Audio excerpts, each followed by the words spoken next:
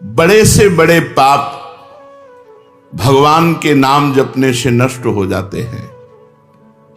पूर्व के पापों का नाश करने के लिए भगवान नाम सबसे बड़ा और शीघ्र फलदायक है। इससे बड़ा कोई प्रायश्चित नहीं है, इससे बड़ा कोई तीर्थ नहीं है।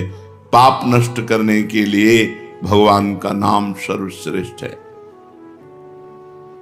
चोर हो, शराबी हो, मित्रद्रोही हो, स्त्री, राजा, पिता, गौ हंता, ब्राह्मण की हत्या करने वाला, गुरु पत्नी गामी, अन्य बड़े बड़े पापों में रत रहने वाला पुरुष भी यदि अबलो नशानी अब ना नशे हो, आज तक पाप किया अब नहीं करूंगा, और वो भगवान नाम लेने लगे तो वो निष्पाप होकर महात्मा बन जाएगा।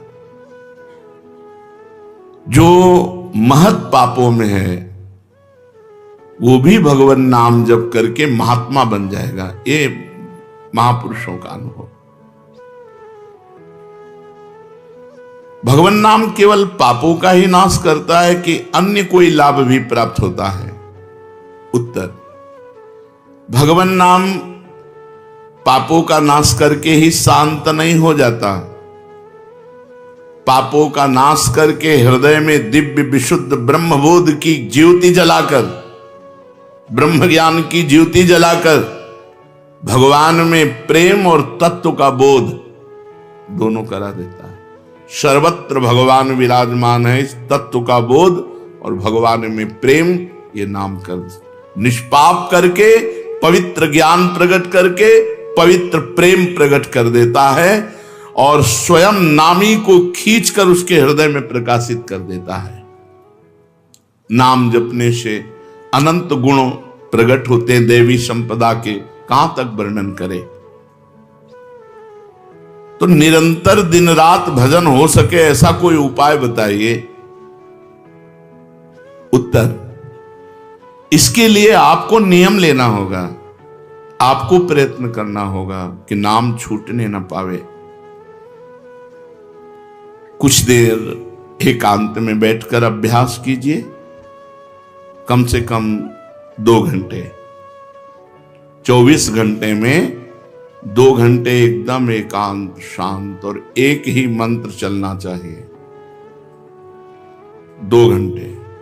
ये देखो इसकी बदमाशी मन की, उस समय पकड़ो कितना ये चंचल है, कितना बलवान है, कितना बदमाश है। 2 घंटे 24 घंटे में नियम निकालो, चाहे 1-1 घंटे करके निकालो, चाहे आधा घंटे करके निकालो, चाहे इकट्ठे 2 घंटे निकालो। 2 घंटे ऐसा समय निकालो जिसमें केवल मंत्र चल रहा हो या नाम चल रहा हो। एक नाम पकड़ लिया, अब 2 घंटे नहीं छूटना, वही चलेगा। यदि 2 घंटे एकांत में बैठकर लगातार भजन करोगे तो शेष 22 घंटे चलाने की सामर्थ्य प्राप्त हो जाएगी। 2 घंटे आप लगातार नाम, मतलब अनुभव की बात कह रहे हैं तुम्हें, इससे लगता है तो आकाश में उड़ रहे हैं, राउंड राउंड एकदम, बस मंत्राकार होती, न बोलने की इच्छा, न देखने की इच्छा, न खाने की इच्छा, न पीने की इच्छा, ना होते हुए भी सब हो रहा है। और वो भी यदि 2 घंटे एकांत लगातार नाम जप किया जाए तो 22 घंटे जपने का हमको पावर मिल जाएगा, 2 घंटे का। अब हमको महत्व बुद्धि रखनी है नाम में। हानि हरिवंश के नाम अंतर परे, लाभ हरिवंश उच्चरत बानी। हमें रुपया लाभ नहीं, भोजन लाभ नहीं, जीवन लाभ नहीं, जीना लाभ नहीं, नाम जप लाभ है। नाम जब छूटा तो हमारी सबसे बड़ी हानि हो गई। जब ऐसे महत्व बुद्धि रखोगे तब निरंतर नाम जप चलेगा। निरंतर दिन रात भजन हो सके उसके लिए आपको प्रयत्न करना पड़ेगा। आपको बार बार नाम भूले ना, ये संभालना पड़ेगा। 2 घंटे तो एकांत में, और हर समय चलते बैठते उठते खाते पीते एक एक कदम आराम से चलिए और मंत्र जप करते हुए, नाम जप करते हुए। ये नाम जप इतना कठिन क्यों लगता है? उत्तर, पूर्व संचित पाप कर्म होने के कारण हमारी दूषित वृत्ति जब तक रहती है तब तक भजन में मन नहीं लगता। पापवंत कर सहज स्वभाऊ, भजन मोर ते भाव न काऊ। मन की मलिनता पाप कर्म, इसलिए एक जलन पैदा होती है। नाम जप न करो और कुछ भी करते हो, प्रपंच में घंटों व्यतीत कर दो, राजी है, लेकिन नाम जप में नहीं। ये पाप का लक्षण है। ये हमारे पाप संचित हैं, पाप जमा है। इसीलिए भगवान के महामाधुर्य अमृत में नाम में रुचि नहीं होती। राधा नाम सुधारसम रसेतुम। जब तक रुचि नहीं होती तब तक जबरदस्ती, जैसे कड़वी दवा रोग नाश के लिए खाई जाती है, ऐसे जप करो, जबरदस्ती नाम जप करो। और इस चक्कर में मत पड़ो कि मानसिक से ज्यादा लाभ होता है। हमें नाम जप चाहिए, चाहे हमें वाचिक करना पड़े, राधा राधा राधा राधा राधा। अगर हमारा मन नहीं लग रहा, बात नहीं बन रही, भजन में नहीं बैठ पा रहे, तो राधा राधा राधा राधा राधा राधा राधा राधा राधा राधा राधा राधा राधा राधा। इसको कौन रोक सकता है? इसको मन तो नहीं रोक सकता। जाएगा कहां? भाग के आ जाएगा। जब दवा के रूप में जबरदस्ती नाम लोगे तो तुम्हारे पापों का नाश होगा। और जहां मन की मलिनता, पाप नष्ट हुए कि तुम्हें नाम में एक नशा मिलेगा।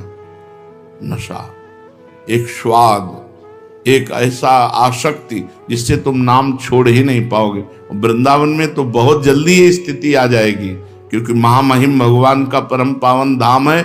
और यहाँ की महिमा, हिया फिरे स्वार्थ आपने, तो भजन गए फिरे बाह। यहाँ तो स्वयं भजन साधक को पकड़ता है।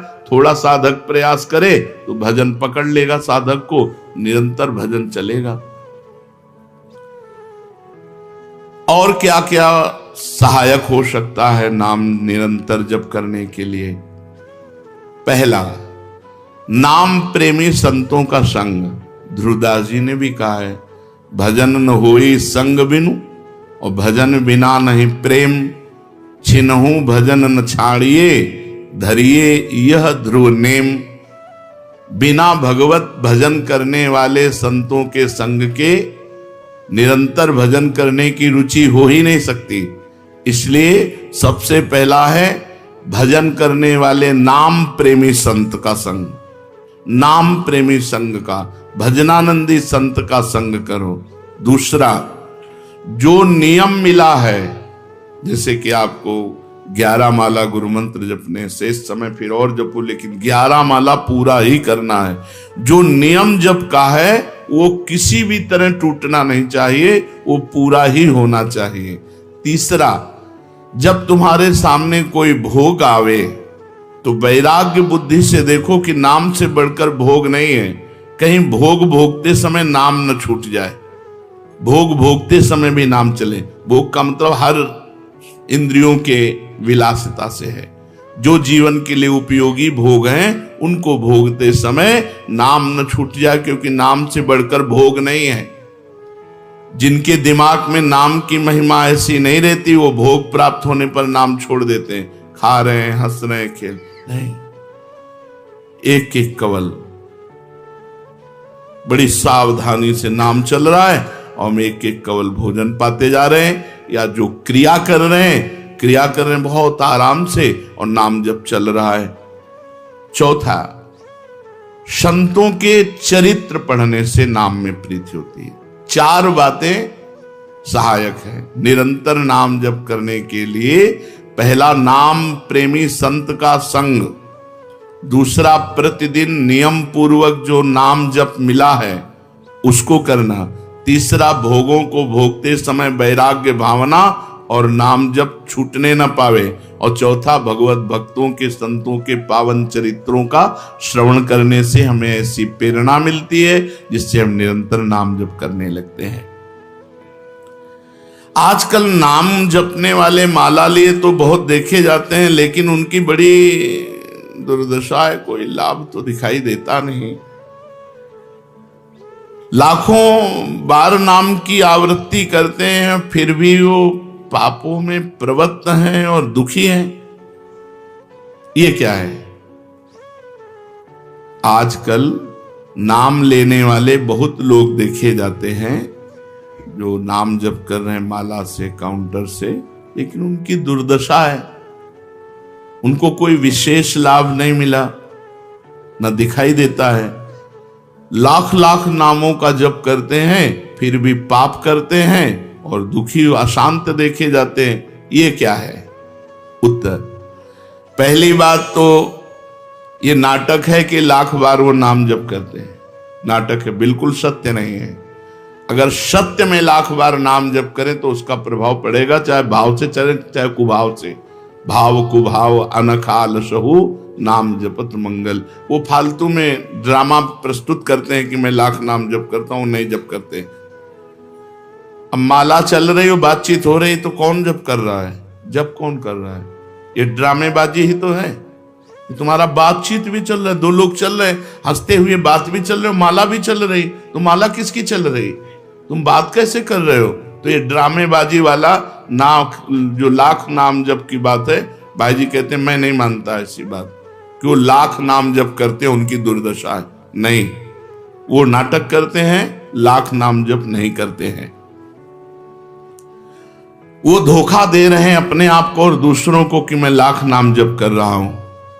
दूसरा कारण कि उनकी नाम में रुचि नहीं है, नाम में प्रीति नहीं है, नाम में महत्व बुद्धि नहीं है। पहले तो लाख नाम जप नहीं करते, दूसरा जो जपते हैं उसमें न प्रीति है, न रुचि है, न एकाग्रता है। तीसरी, वो नाम को ऐसे बहुत सस्ते में समझते हैं, बहुत हल्के में लेते हैं, उनको नाम के महत्व का पता नहीं है। तीसरा, वो शास्त्र विरुद्ध आचरण करते हैं, शास्त्र विरुद्ध आचरण करते हैं।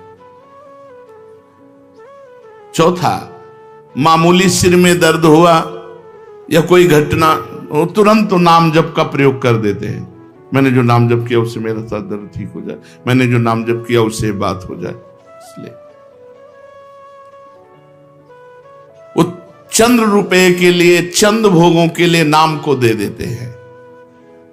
आरोग्यता के लिए, मान बढ़ाई के लिए, संतान सुख के लिए, समस्या हटाने के लिए वो भगवान नाम का प्रयोग कर देते हैं।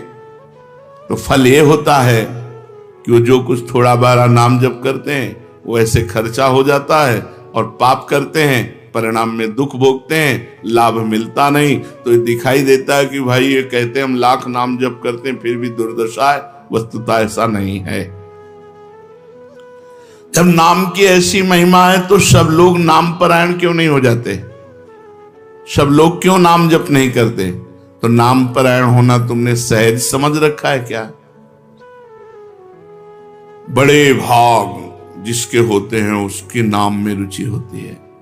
ये सहज दिखता है, ये जपने में सहज नहीं है। आप जप के देखो, लड़ाई शुरू हो जाएगी, अंदर ही महाभारत शुरू हो जाएगा। ये जो मन बुद्धि चित्त अहंकार हैं ये सब विचलित करने लगेंगे। जप करके तो देखो साधक को, अगर मन जप में लग गया है तो बहुत बड़ी सिद्धि मिल गई। हमारा मन आसक्त हो रहा है जप में, ये बहुत बड़ी सिद्धि मिल गई। जो नाम को केवल शब्द समझते हैं या नाम को केवल पाप नाश का उपाय समझते हैं, वो नाम को वास्तविक नहीं जान पा रहे। तो भोगों में प्रीति होने के कारण, पाप कर्मों में, वर्तमान में रुचि होने के कारण, नाम का महत्व ना जगने के कारण, कई ऐसे कारण हैं जिनके कारण लोग नाम जप नहीं कर पाते। जैसे आज एक एकांतिक में कह रहे थे कि मुझे डर लगता है आपके पास आने में कि आप मेरी सब गलतियां छुड़वा देंगे। हम कहा धन्य है, पहले व्यक्ति ऐसे मिले जो इतना गलतियों से प्रेम करते हैं, इतना गलत बातों से प्रेम। बोले मैं इसीलिए नहीं आ रहा था कि मैं जाऊंगा तो छुड़वा देंगे, वो ये छुड़वा दो, वो छोड़ो, वो छोड़ो, वो छोड़ो। बोले डर लगता है आपसे। तो ऐसे ही नाम जपने में रुचि नहीं होती। मेरी शराब छूट जाएगी, मेरा अमुक कार्य छूट जाएगा, मेरी भोग विलासता छूट जाएगी। जबकि ये असत है, ये छूटेगा तो महान सच्चिदानंद सुख प्राप्त होगा। भगवान नाम के परायण कैसे लोग होते हैं? तो कहते हैं ऐसे लोग भगवान नाम के परायण तब होते हैं जब भारी विपत्ति आती है इनके ऊपर और कोई आसरा नहीं मिलता। फिर एक रास्ता दिखाई देता है भगवान, भारी विपत्ति अब कोई नहीं, तब एक रास्ता दिखाई देता है भगवान, वो भगवान के नाम के सहारे हो गए। जब कहीं आशा पूर्ति का ठिकाना ना रहा, जगत के लोग बात नहीं करते, रोग शरीर में हो गया, समाज में अपमान हो गया, तो प्राण रो पड़े कि अब क्या होगा, तो संत संग मिल जाता है, अब भजन होगा, अब भजन होगा।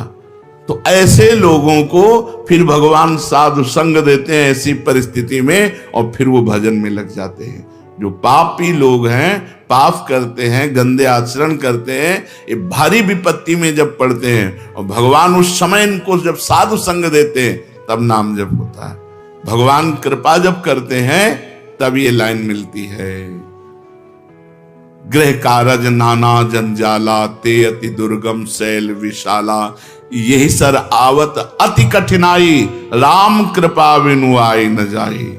बिना भगवान की कृपा के संत समागम में आना बड़ा कठिन, और आ गया तो बड़े भाग पाइब सत्संगा, तो बिना ही प्रयास होए भवभंगा।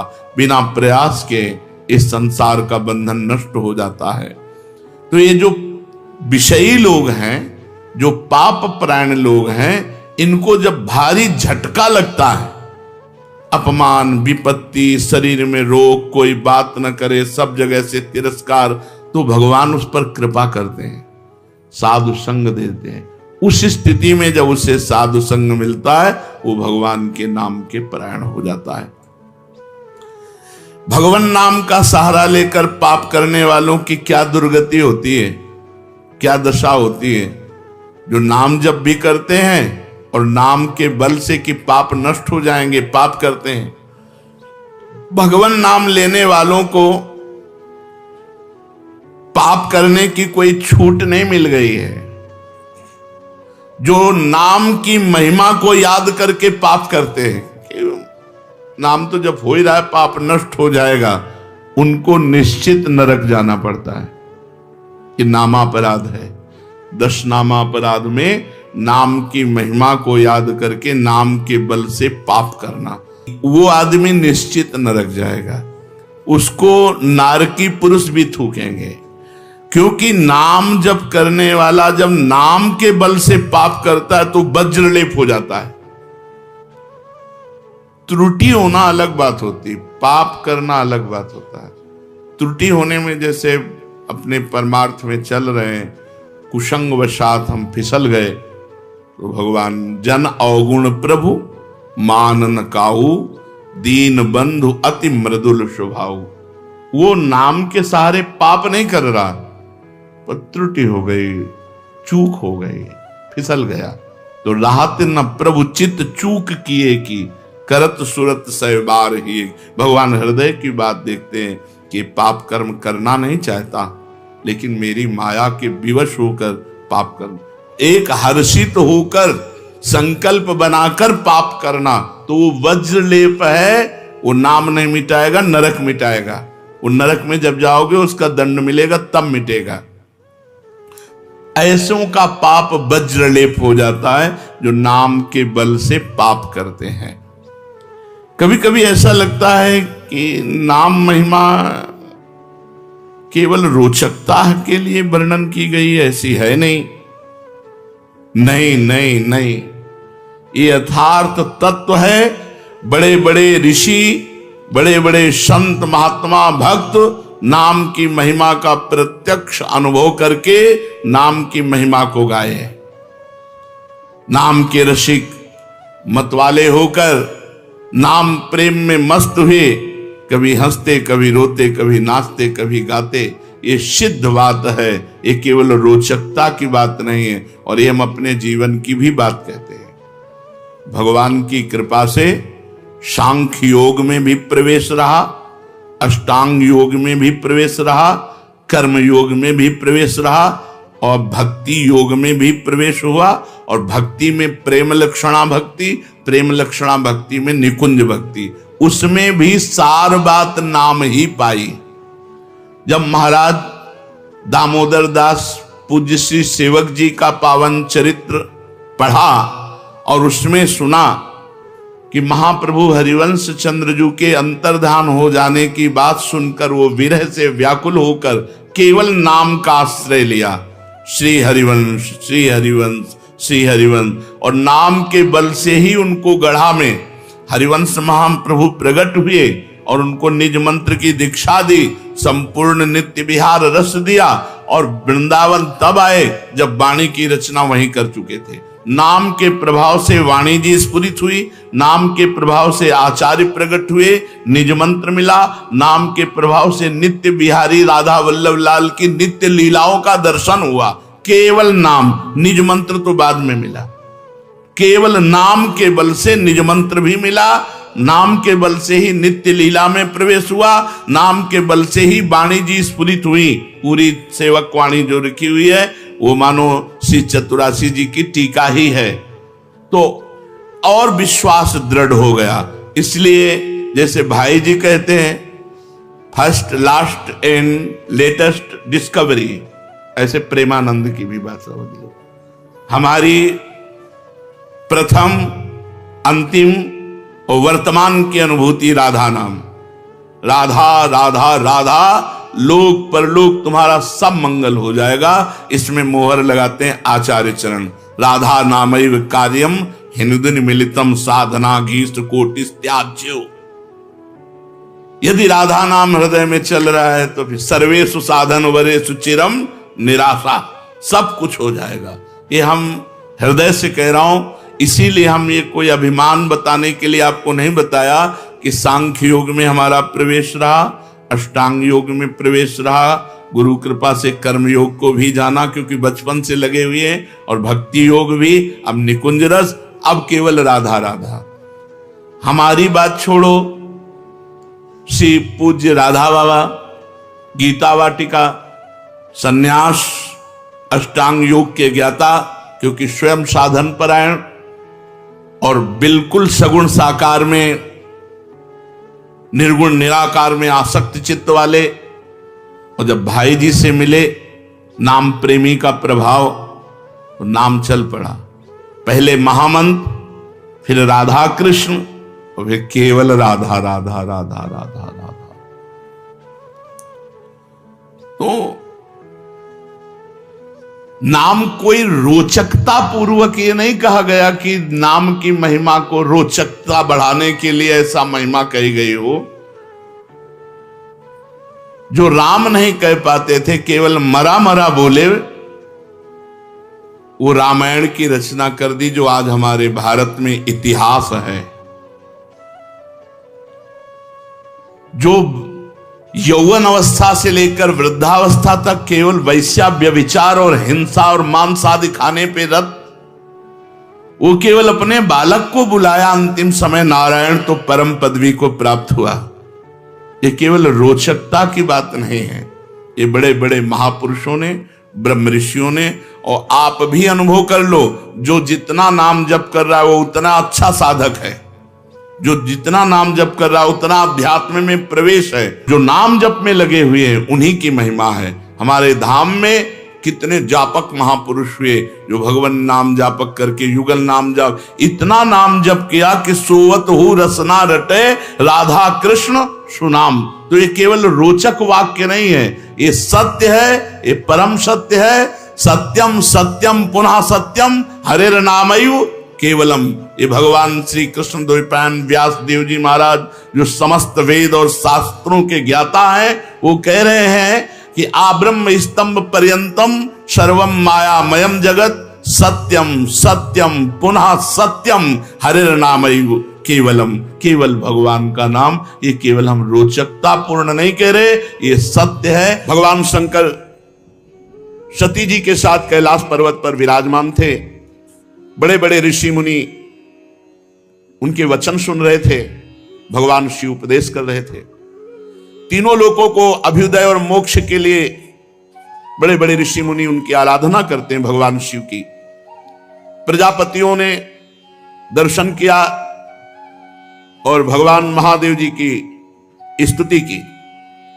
देव देव महादेव भूतात्मन भूत भावनो त्राहिना शरणापन्नास त्रैलोक्ये दहनाद विषाद। तुम्हें कहा सर्व जगत ईश्वरो बंध मोक्षयो तम त्वामर्चन्ति कुशलाः प्रपन्नार्तिहरम गुरु। हे जगत गुरु, हे देवाधिदेव, हे समस्त प्राणियों की आत्मा और जीवन दाता, हम सब लोकपाल आपकी शरण में आए हैं। समुद्र मंथन में त्रिलोकी को भस्म करने वाला हलाहल उग्र विष प्रकट हुआ है, उससे आप हमारी रक्षा कीजिए। सारे जगत को बांधने और मोक्ष मुक्त करने में एकमात्र आप समर्थ ईश्वर हैं।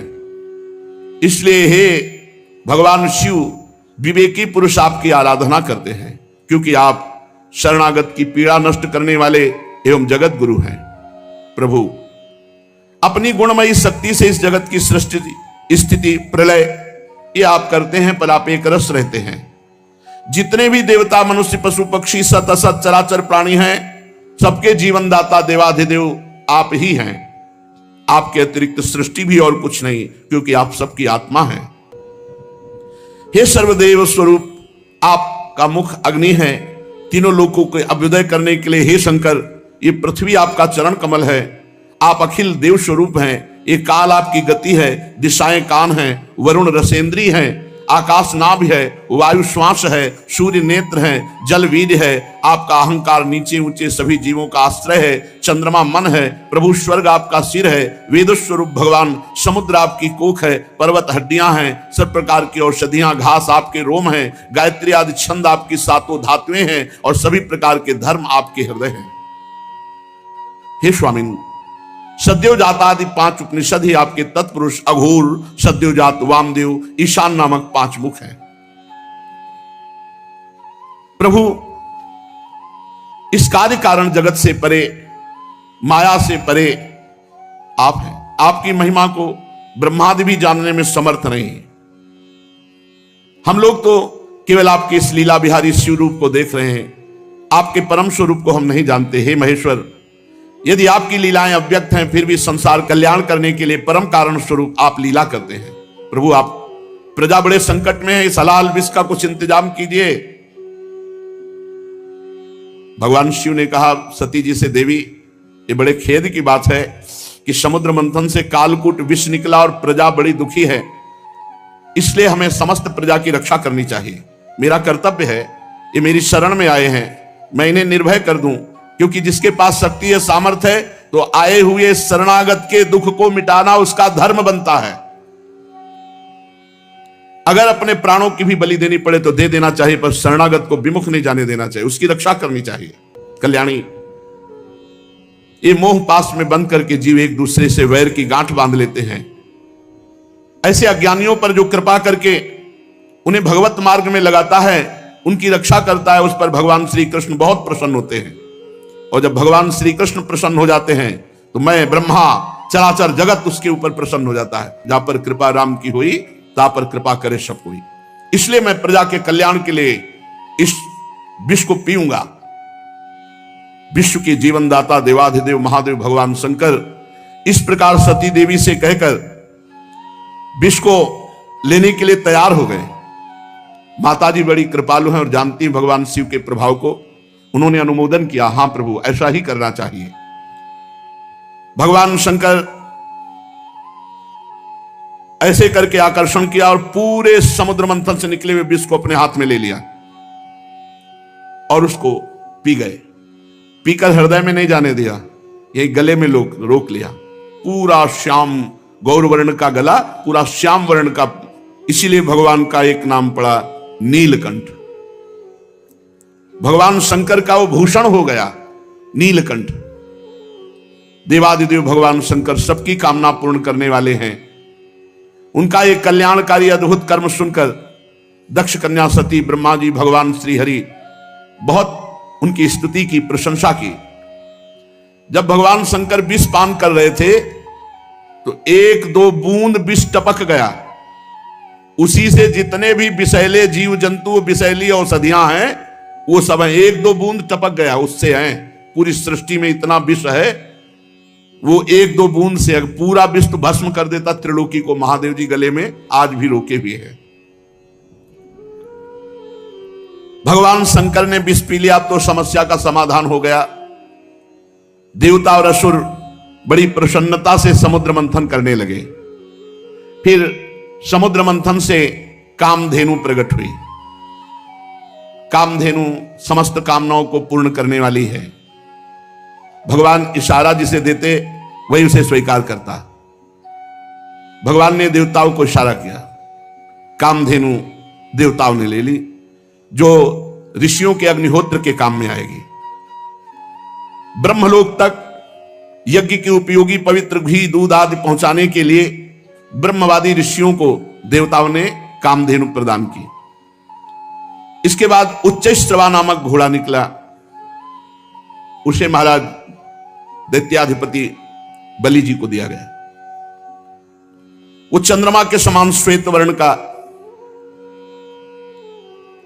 इंद्र ललचा तो गए पर भगवान ने रोक दिया। महाराज बलि को उच्चैश्रवा मिला। तदनंतर थोड़ी ही देर बाद समुद्र मंथन के ऐरावत नामक हाथी निकला।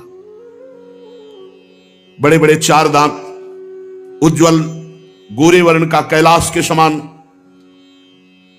देवराज इंद्र को दिया गया ऐरावत हाथी। फिर कौस्तुभ मणि समुद्र मंथन से निकली।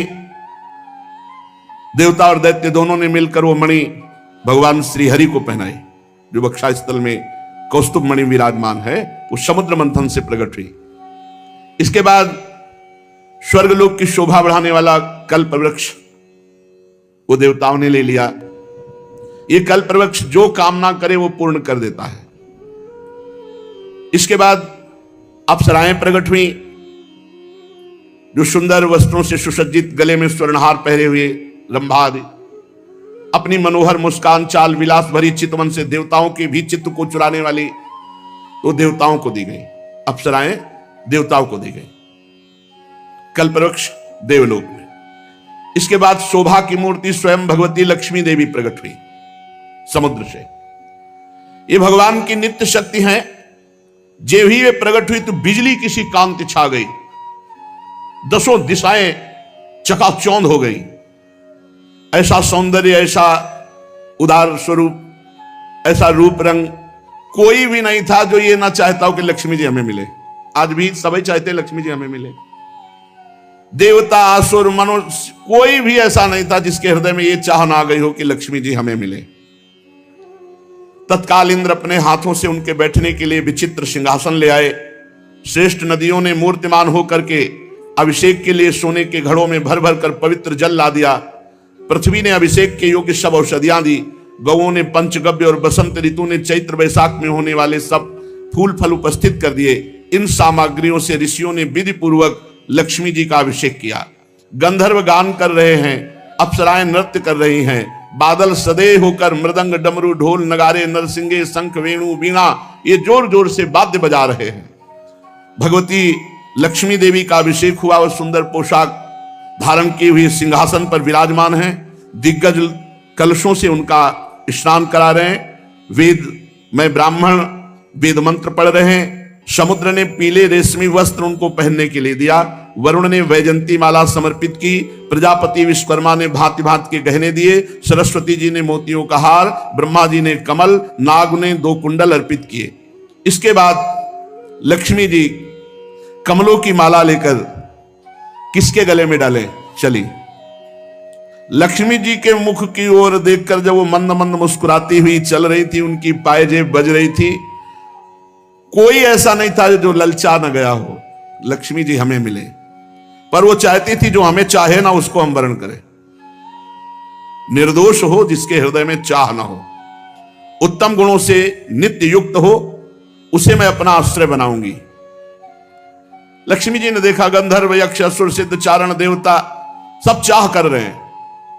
किसी को शर्त है, जो चाह ना करता हो, निर्दोष हो, अविनाशी हो, नित्य हो, ये सब भगवान में है। वे मन ही मन तपस्वियों की तरफ देखकर कहा, इन्होंने क्रोध पर विजय नहीं प्राप्त किया। ज्ञान तो है परंतु अनासक्त नहीं है। कोई महत्वशाली है परंतु वो काम को नहीं जीत सका। किसी में ऐश्वर्य बहुत है पर वो ऐश्वर्य किस काम का जब दूसरों का आश्रय लेना पड़े। किसी में धर्माचरण है तो प्राणियों के प्रति प्रेम का पूरा वर्ताव नहीं, त्याग है पर केवल त्याग से ही थोड़ी मोक्ष हो जाएगा, तत्वबोध होना चाहिए। किन्हीं किन्हीं में वीरता है पर वो भी काल के पंजे के बाहर नहीं है। कुछ महात्मा ऐसे हैं जो विषयासक्त नहीं है परंतु अद्वैत समाधि में तल्लीन है। किसी किसी ऋषि की आयु बहुत लंबी है परंतु उनका सील मंगल मेरे योग्य नहीं। किसी का सील मंगल है तो आयु का ठिकाना नहीं।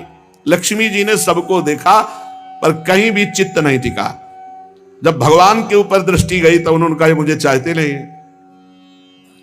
ये हमें पसंद आए पर ये हमें नहीं चाहते। पर सोच विचार करके भगवान के ही गले में जयमाला डाल दी, अजित भगवान की, क्योंकि समस्त सद्गुण नित्य निवास करते श्री भगवान में। लक्ष्मी जी के एकमात्र आश्रय भगवान श्री हरि है, इसी से उन्होंने भगवान श्री हरि का वर्ण किया। लक्ष्मी जी ने भगवान के गले में नवीन कमलों की सुंदर माला पहना दी, जिसके चारों ओर झुंड के झुंड मतवाले मधुकर गुंजार कर रहे थे। इसके बाद लज्जापूर्ण भाव से देखा और सूक्ष्म रूप धारण करके भगवान के वक्षा स्थल में विराजमान हो गई, श्री लांछन चिन्ह के रूप में। जगत पिता भगवान ने जगत जननी समस्त संपत्तियों के अधिष्ठात्र देवता श्री लक्ष्मी जी को अपने वक्षा स्थल पर निवास दिया, हृदय में। उसी समय शंख तुरही मृदंग बाजे बजने लगे, गंधर्व गाने लगे, अप्सराएं नृत्य करने लगी, ब्रह्मा रुद्र अंगिरा आदि प्रजापति पुष्प वर्षा करते हुए भगवान के दिव्य मंत्रों द्वारा स्तुति की। देवता प्रजापति प्रजा सभी की तरफ लक्ष्मी जी ने कृपा दृष्टि से देखा तो सब निहाल हो गए, सब आनंदित, सब सुखी हो गए। पर लक्ष्मी जी ने दैत्य और दानवों की उपेक्षा कर दी, तब वो बहुत उत्साहहीन हो गए और लोभी हो गए।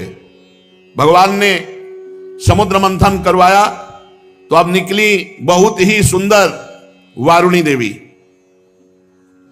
भगवान ने इशारा किया देवताओं को, तो दैत्य एकदम लुभायमान हो गए सुंदर रूप देख के। तो वारुणी देवी दैत्यों के, ये शराब मदिरा ये राक्षसों के लिए है, इसलिए मना किया जाता है। तदनंतर देवता और असुरों ने अमृत की इच्छा से समुद्र मंथन किया तो चंद्रमा प्रकट हुए देवताओं में से, चंद्रमा में। फिर समुद्र मंथन हुआ, शारंग धनुष प्रकट हुआ। फिर समुद्र मंथन हुआ, पांचजन्य शंख। तो शारंग धनुष पांचजन्य शंख ये श्री हरि ने स्वीकार किया। अब जब समुद्र मंथन अमृत के लिए हुआ तो अजान बाहु, लंबी लंबी भुजाएं जिनकी, गला शंख के समान उतार चढ़ा वाला, आंखों में लालिमा, शरीर का रंग बड़ा सुंदर श्यामला, गले में माला और सब प्रकार आभूषणों से सुसज्जित, चौड़ी छाती, ऐसे भगवान प्रकट हुए धन्वंतरी जी। भगवान का एक अवतार धन्वंतरी अवतार है और उनके हाथों में कंगन और भरा हुआ अमृत का कलश, ये 14 रत्न निकले। कालकूट, कामधेनु, इरावत हाथी, उच्चश्रवा घोड़ा, कौस्तुभमणि, कल्पवृक्ष, रंभादि अप्सरा, महालक्ष्मी, वारुणी, मदिरा, चंद्रमा, शारंग धनुष, पांचजन्य शंख, धन्वंतरी और अमृत, ये समुद्र मंथन से 14 रत्न प्रकट हुए। आयुर्वेद के प्रवर्तक यज्ञ भोक्ता भगवान धन्वंतरी, दैत्यों ने देखा कि उनके हाथ में अमृत कलश, आप तो किसी के आदेश की कोई परवाह नहीं, कूद पड़े और जबरदस्ती धन्वंतरी जी के हाथ से अमृत का कलश छीन लिया और भाग पड़े। ये अच्छा रहा कि पिया नहीं, भाग पड़े लेके कि सब एकांत में चलकर दैत्य लोग पिएंगे। देवता सब खिन्न हो गए कि प्रभु, खास बात जिसके लिए समुद्र मंथन हुआ वो तो दैत्य सब ले गए। भगवान ने इशारा किया, तुम चिंता मत करो, एक बूंद नहीं पीने पाएंगे, अभी हम जाते पूरा कलश अपने हाथ दे देंगे। भगवान ने अमृत लोलुप दैत्यों के बीच, वहां भागना थोड़ी है, वो तो भाग के एकांत में पहुंचे, वहीं भगवान बीच में प्रकट हो गए। वो मोहिनी रूप, नूपुर झनकारते, तिरछी चितवन, इतना सुंदर रूप की अमृत हाथ में, भूल गए अमृत भूल गए भाई। ये है भगवान की माया। और जिधर भगवान देखे तो मुस्कुरा के, ऐसे मानो कि अब तो जन्म जन्म से हमारा इनका रिश्ता है। ऐसे भगवान मोहिनी रूप छमछमाते हुए, कभी इधर कभी उधर, और ऐसा नवकिशोर रूप। उस सुंदरी स्त्री को देखकर सोचने लगे कि अब तो सौभाग्य ही सौभाग्य हमारे उदय हो रहे। कितनी सुंदर ये स्त्री है, हमको प्यार करती है। और जो दैत्य देखे भगवान मुस्कुराकर भगवान मोहित करना चाहे तो महादेव मोहित हो गए, दैत्य क्या है। अब तो सब के सब दैत्य भूल गए अमृत को और डांट होड़ लग गई मोहिनी जी के लिए। उनमें हाथ जोड़कर कहा, कमल नयनी तुम कौन हो, कहां से आई हो और क्या करना चाहती हो। सुंदरी, तुम्हें देखकर हम सबके मन में खलबली पैदा हो गई। हम समझते हैं कि देवलोक में या दैत्यलोक में या सिद्ध गंधर्व चारण लोकपाल कहीं ऐसी सुंदरी नहीं जैसी आप हो। तुम्हें मनुष्य तो देख भी नहीं सकते। सुंदरी, हमें लगता है विधाता ने हम पर दया करके भेजा है। हम दैत्यों को महासुख देने के लिए तुम आई हो। माननी, वैसे तो हम एक जात के लोग हैं, पर इस समय हम थोड़ा झगड़े पे आने वाले हैं, क्योंकि हम ये अमृत का कलश मिला है और हम आपस में लड़ाई कर बैठेंगे। तो सुंदरी, तुम ही अमृत पिला दो। भगवान कुछ नहीं बोल रहे। हम सब कश्यप जी के पुत्र हैं, तुम्हें हम अपना परिचय बता देते हैं और सगे भाई हैं। ये देवता लोग और हम दोनों के पिता एक ही हैं, कश्यप। ये अमृत का कलश लो और जैसा आप उचित समझो। असुरों ने जब इस प्रकार प्रार्थना की तो भगवान और जो स्त्री लुभावना चाल होती, चाल, मुस्कुराहट और चितवन से कटाक्ष करते हुए कहा, आप लोग महर्षि कश्यप के पुत्र हैं। पहले साफ बता दिया, हाँ, कि हमारे ऊपर दोष मत लगा, हम पहले बता रहे। आप लोग अमृत के बांटने का न्याय भार हमारे ऊपर डाल रहे हैं। अरे विवेकी पुरुष उल्टा स्वेच्छाचारणी स्त्रियों पर कभी विश्वास नहीं करते। तुम्हें और भगवान ये कहते हुए और मुस्कुरा रहे हैं। उनको लग रहा है कि मजाक कर रहे हैं। भगवान सत्य बोलते, त्रिकाल सत्य, कि ये रूप हमने धारण ही इसीलिए किया है। मैं किसी की नहीं हूं, ना आज तक हमको कोई पकड़ पाया और ना कोई पकड़ पाएगा मोहिनी रूप में। भगवान और हंसकर तिरछी कटाक्ष मार करके, कैसा भगवान स्पष्ट वर्णन कर रहे हैं कि हंसला मत हमारे पे। परीक्षित जी, मोहिनी जी की ये बात सुनकर दैत्यों के मन में आया कि मजाक कर रही है हमसे। उन्होंने हंस करके कहा कि देखो, तुम कोई भी हो, ये ले अमृत कलश। कलश लिया और तिरछी मुस्कान से भगवान ने मुस्कुराते हुए मीठी वाणी में कहा, देखो, यदि इतना विश्वास करते हो तो मैं उचित करूं या अनुचित, बीच में टोकना नहीं। स्वीकार है? और मुस्कुरा दिया, बोले स्वीकार। बस बोले अमृत बांट दे ले दो, फिर देख पाओगे कि क्या स्वीकार किया है। बड़े बड़े दैत्य कुछ जहां शंका में होते कि यार पूरा अमृत उसके हाथ में दे दिया, तो मोहिनी जी उधर ही देखती, तो फिर वैसे मंत्रमुग्ध होके रह जाता। मंत्रमुग्ध होके दैत्य रह जाता। अरे महाराज, भगवान है, भगवान, उनकी माया ऐसी प्रबल है, देख लो। लोक लोकांतर फिर वो स्वयं मोहिनी रूप धारण किए।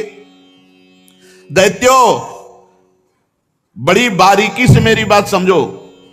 मैं उचित करूं या अनुचित, बीच में टोकोगे नहीं। अगर टोकना तो ले अपना अमृत कलश। नहीं नहीं नहीं, और मुस्कुराते जा रहे हैं। मुस्कुराहट भगवान की माया का प्रादुर्भाव हुआ है। मुस्कुराहट से सब दैत्यों ने कह दिया स्वीकार है। भगवान ने कहा, हम भी स्वीकृत हैं, माफ की हैं। इसका कारण दैत्य मोहिनी स्वरूप के मूल को नहीं समझ पा रहे और देवता जान रहे, इसलिए मोहित नहीं हो रहे। एक भी देवता मोहित नहीं हुआ मोहिनी रूप में, क्योंकि जान रहे हमारे भगवान है। तो देखो, अमृत ऐसे नहीं मिलता। सब लोग पहले नहा के आओ, स्नान करो और पूजन करो, स्वस्थवाचन कराओ, तब अमृत मिलेगा। सब नए नए कपड़ा पहन करके और कुशासन पर बैठो और सबका हिस्सा पूर्व की तरफ कुछ का हो। अब देवता दैत्य फटाफट स्नान करके, भगवान ने इशारा किया देवताओं को कि नहाओ, कम जल्दी नए कपड़ा पहन के बैठ जाओ आके। और दैत्यों से कहा पूरा स्नान सब। और भगवान नूपुर की झनकार करते हुए देवताओं की तरफ नहीं, दैत्यों की तरफ, किसी के भी ज्ञान का स्फुरण ना होने पावे, सबको मंत्र मुग्ध किए। मोहिनी जी ने मुस्कान भरी चितवन से सब दैत्यों की तरफ कलश लेके निकली, बूंद नहीं पिलाया। आ रही हैं अभी। अब दैत्य तो इतना खुश हैं कि मोहिनी जी मिल गई।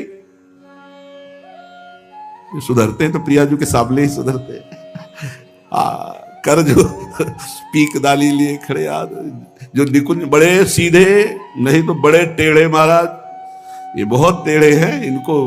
अब ये अगर सीधे कहीं मिलते हैं ना तो प्रियाजू के सामने यहां वृंदावन में भोले भाले एकदम सीधे एकदम महाराज। जगत पिता भगवान है और वो मोहित कर रहे हैं।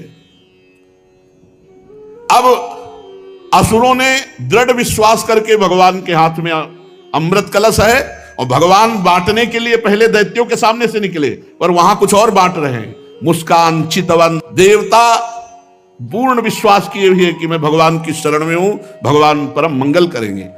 दैत्यों की तरफ से आ रहे हैं भगवान और उल्टा बैठाला, तुम इधर तुम इधर, एक दूसरे की तरफ पीछे मुड़कर नहीं देखेगा। अलग अलग पंक्ति कतार बांधकर दल में बैठाल दिया, एक दूसरे की पीठ की तरफ। दैत्यों के पास से ऐसे गए मुस्कुराते हुए, और ये अमृत वो है जिसमें बुढ़ापा नहीं आता, कोई रोग नहीं होता, कोई शोक नहीं होता। अरे देवताओं को, पर वो भी भयभीत रहते हैं। और भगवान नाम रूपी जो अमृत पी ले तो भवरोग से मुक्त होकर देवलोक भी, जो जहां छोटा पड़ जाए, ऐसा आनंद देवलोक में क्या आनंद है। वहां तो पुण्य क्षीणे मृत्यु लोक के विसंति भगवत धाम नामामृत राधा नाम सुधारसम। इसलिए लुभायमान मत होना इस अमृत से कि बुढ़ापा ना आएगा, यानी मरने के लिए देवता भी तैयार हैं, मरना पड़ेगा उनको भी, क्योंकि जब प्रलय होती है तो ब्रह्मलोक तक समिट जाता है। परीक्षित असुर उमंग तो रहे थे, तो समझा कि जैसे हमारे आगे से कलश लेके निकल गए, ऐसे देवताओं के आगे से निकल के फिर शुरू हमारी तरफ से करेंगे। और पीठ की तरफ से देवता, और वो इस पर विश्वास कर रहे थे कि मोहिनी तो हमसे सबसे ज्यादा प्यार करती है, भगवान ऐसा दर्शन कराए, और विश्वास करके चुपचाप बैठे रहे। मोहिनी जी में इतना प्रेम था दैत्यों का कि किसी की हिम्मत नहीं हुई कि टोक दे। भगवान ने देवताओं को इशारा किया, बिल्कुल लाइनबद्ध सब। एक दो तो हल्के से देखने की कोशिश पर भगवान मुस्कुरा के तिरछी दृष्टि भगवान की दैत्यों की तरफ, फिर वो शांत हो गए कि यार नाराज ना हो जाए मोहिनी जी। अब मोहिनी जी सबको अपने नेत्रों की दृष्टि में बांधे हुए और देवताओं को अमृत पिलाते चले जा रहे हैं। राहु ने देखा कि कुछ गड़बड़ है, कलश तो आधा से ज्यादा खाली हो गया, अभी पंक्ति देवताओं की चले, हमें लगता है दैत्यों को बूंद नहीं मिलेगा।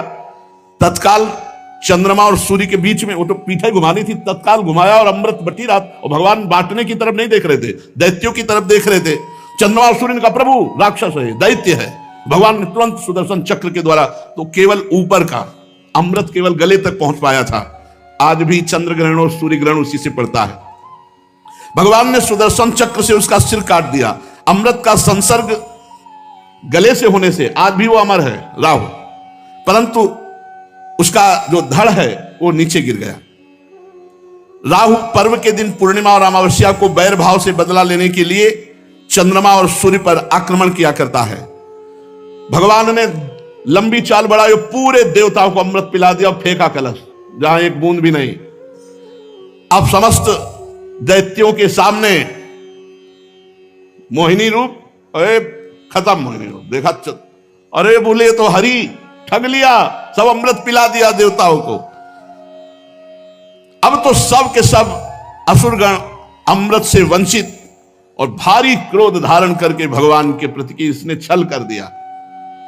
दानों और दैत्यों ने बड़ी मेहनत की थी, फिर भी उन्हें भगवान से विमुख और आसुरी प्रवृत्ति होने के कारण अमृत पीने को नहीं दिया गया कि बिना अमृत पिए तो ऐसा विनाशकारी खेल खेलते हैं, अगर अमृत पी लिए तो फिर तो बहुत ही आतंक मचा देंगे। भगवान ने समुद्र को मथकर अमृत निकाला और अपने शरणागत देवताओं को पिलाया, और फिर देखते देखते गरुड़ पर सवार हुए, जय श्री राधे, चले गए।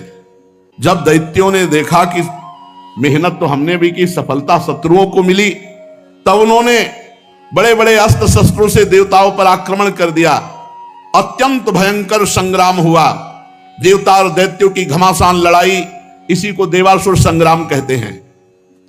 दोनों ही एक दूसरे के प्रबल शत्रु, विविध प्रकार के वाहनों से, विविध प्रकार के अस्त्रों से बहुत समय तक उनका युद्ध होता रहा।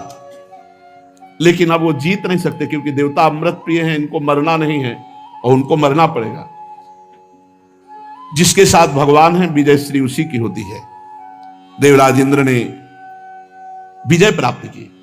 भगवान का जो आश्रय लेते हैं, संजय जी से धृतराष्ट्र जी ने पूछा कि संजय वैसे तुम्हारे विचार से 7 अक्षौणी सेना पांडवों के पास और 11 अक्षौणी हमारे पास है, तो विजय तो वैसे सिद्ध हमारी ही होती है, क्योंकि भीष्मादि महारथी। तुम्हारा विचार क्या कहता है? तो उनका यत्र योगेश्वरा कृष्णो यत्र पार्थो धनुर्धरा तत्र श्री विजयो भूतिर्धुवा नीतिर्मतिर्मम। जहां भगवान श्री कृष्ण है और जहां भगवान के शरणागत अर्जुन है वहीं विजय होगी। भगवत कृपा बिनु सत्संग विवेक न हुई और राम कृपा बिनु सुलभ न सोई। भगवान की कृपा से ये सुलभ। कितने सत्संग में सुन रहे हैं, कितने भारतवासी हैं, कितने हैं, विचार करो। 140 करोड़ कितने लोग सुन रहे हैं या कितने यूट्यूब से सुनेंगे उनमें से कितने पकड़ेंगे? भगवत कृपा पात्र ही सुन पाएंगे। सतत मथो तत्कथाम संस्रुणस्व। भगवत प्रेमी महात्माओं के मुख से भगवत चर्चा सुनो, प्रिया प्रीतम का नाम जप करो। और बहुत जोर की बात करें, अगर नाम में प्रीति नहीं हो रही, भगवत चर्चा सुनने में प्रीति नहीं हो रही, तभी तुम ध्याये वृंदावन।